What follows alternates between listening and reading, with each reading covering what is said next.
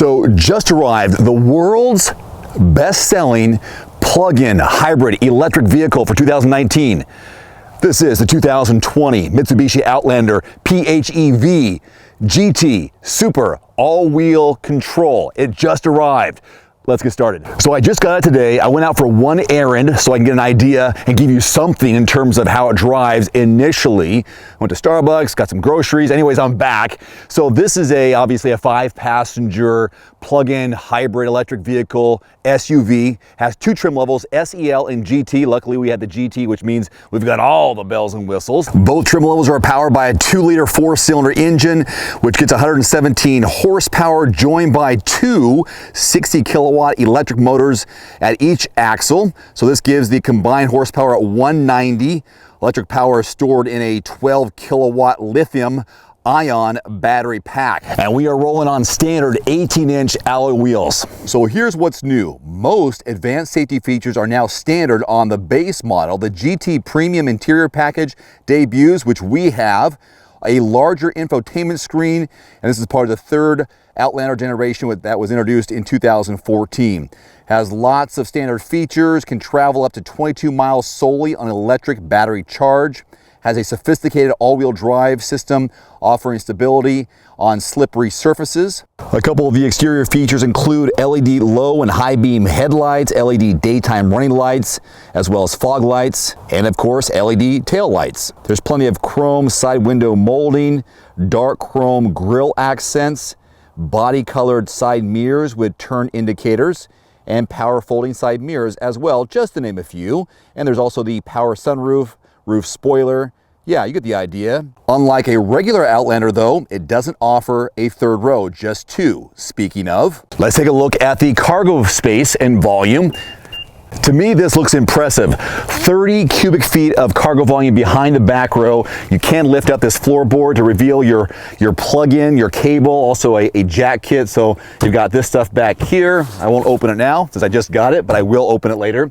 Fold those down. It's a 60-40 split. You increase it to 66 cubic feet of volume. To close the tailgate or liftgate, button right here on the top. It goes down, kind of slow, but it does go down. Let me take you in the back seat real quickly here. Just got back from the grocery store and got my bags back here too. There's the grocery bag for evidence. Pretty decent area back here. It's a little bit higher up than some cars. Some cars are a little bit lower in the middle row, but this one's higher. So here's my legroom behind my seat. This is the driver's position. This is where I was.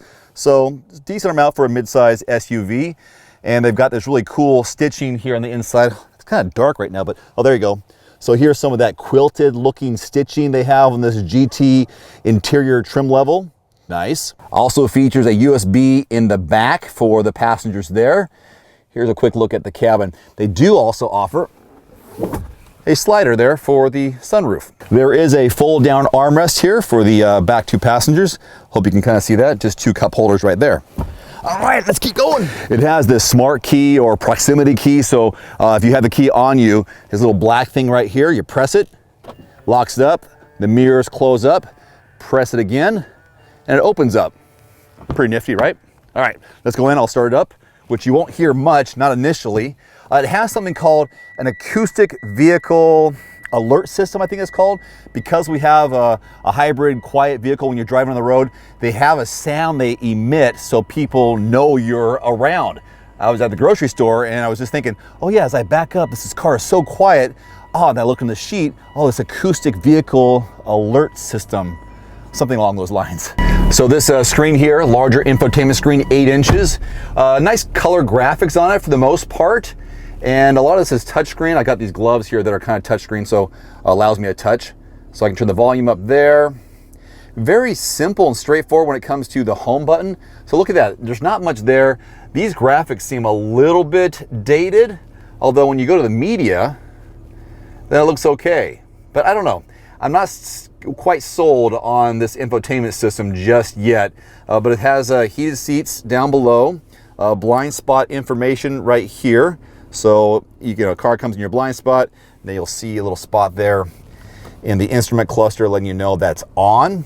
And there's other information there showing your battery strength, the fuel tank, how much I've used on battery, or at least the range on a full battery. I need to charge this baby up.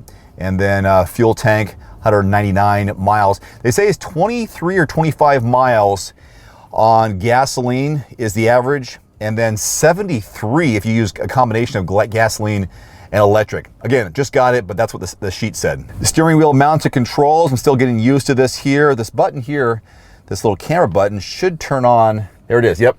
Turns on the surround view, which is a very, very nice feature to have. You can see all the way around the car.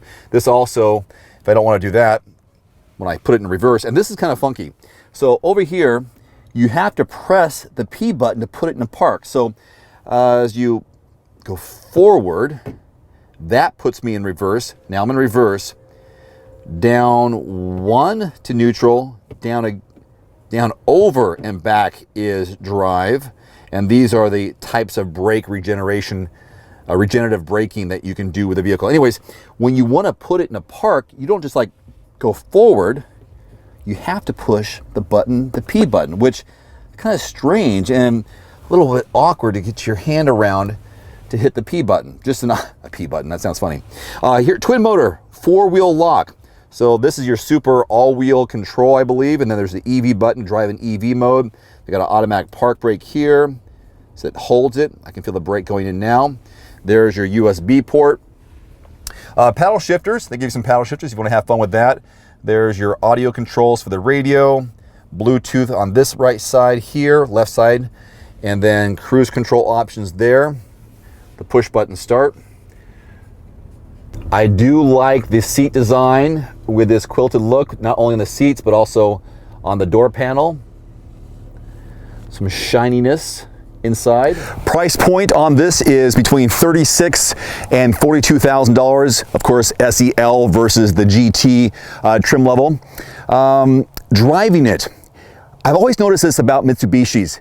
The car seems light, like it's not a heavy vehicle in terms of its materials, but what I do like about this is how quiet and immediate the driving is because of being electric. You get that immediate torque. I do like that about the car, but it just kind of feels flimsy driving.